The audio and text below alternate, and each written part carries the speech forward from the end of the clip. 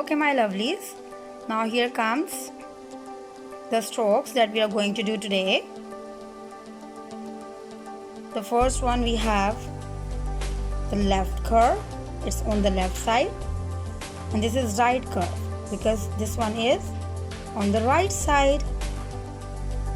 So we will learn today how we are going to make it, how you can draw it through activity.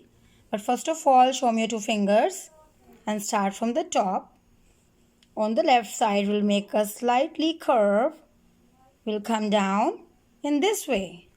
This is left curve. Here comes now. Are you ready with me to make the left curve? Yes? Yes, come on. You can draw it in the air even. Like this. Left curve. Left curve. Yes? So draw it on the paper now with the fingers. Once again, from top to the bottom, slightly round to the left side. Here comes left curve. In the same way, we are going to draw the right curve on the right side in the air with the fingers. Right curve. Right curve.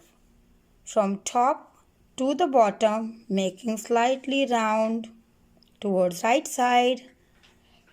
Make in the air, right curve. Now come here on the table and make this right curve. From top we will start.